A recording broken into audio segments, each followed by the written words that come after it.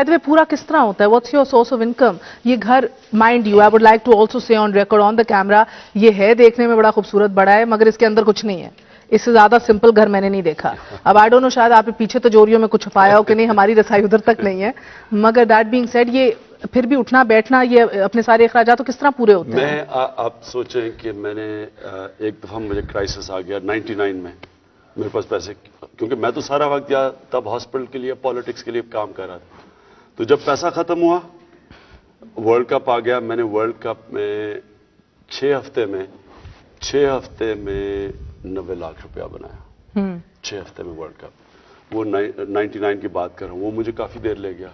फिर 2003 का world cup आ गया. फिर आपने एड्स भी किए बीच में. अब नहीं कर रहे. जब पैसे खत्म होते हैं, जब मेरे पैसे खत्म होते हैं. अब फिर वर्ल्ड कप आ गया था पिछले साल हिंदुस्तान में, तो कोई 3-4 करोड़ रुपया 10 दिनों में बना लिया. ओके, तो यानी कि वैसे भी स्पीकिंग एजेंट, अगर मैं सिर्फ पैसे उतने सोचता हूं कि मेरा ये साल का इतना खर्चा है, एक और कुरान की आयत है, उतना पैसा रखो जितनी जरूरत है, बाकी दे दो. कबूतर आपने खुद रखे हुए हैं या इधर खुद आ जाते हैं? ये खुद ही आ जाते हैं. और पहले एक था, उसके साथ दूसरी भी वो उसके साथ आ गई है, तो वो भी उसको ले आया साथ. तो कौन कहता है कि आप वक्त नहीं निकालते घर के लिए? जो अगर आप ये भी नोट करते हैं कि कबूतरी को भी ले आया है. चीज मुझे यहाँ पता है कितने जानवर हैं, तीतर कितने हैं, यहाँ कौन से जानवर, मसलन एक एक चीज का मुझे पता है. क्योंकि जो आपने कहा ना, रिलैक्स करता हूँ, यहाँ घर में आके करता हूँ. सारा वक्त तो पब्लिक लाइफ होती है, यहाँ आके फिर मैं टोटली अकेला. Who's your confidant? मेरे हैं पुराने 40 साल पुराने कोई 4 दोस्त हैं. एक अंग्रेज है, वो मेरा इंग्लैंड में बड़ा 30 साल पुराना दोस्त. 6 दोस्त मैं कहूंगा जो मेरे कॉन्फिडेंट्स हैं.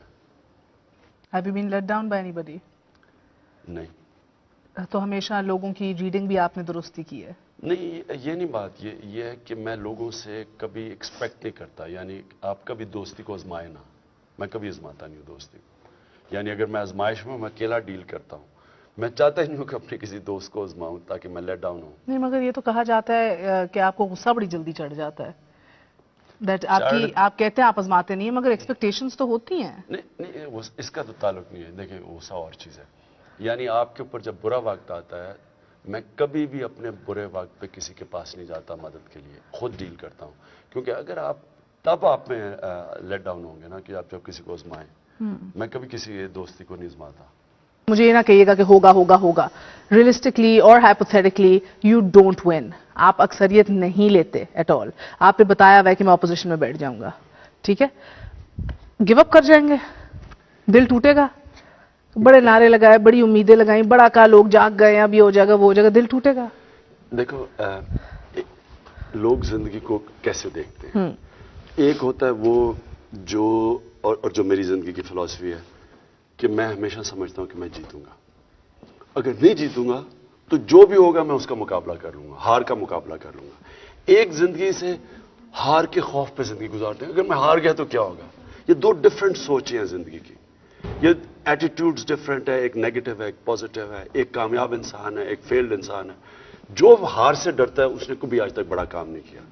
जो ना डर होता है वही बड़े काम करता है. और कुरान की आयत है कि जो लोग ईमान ले आए, अल्लाह उनके खौफ दूर कर देता है. मेरे में खौफ ही नहीं है.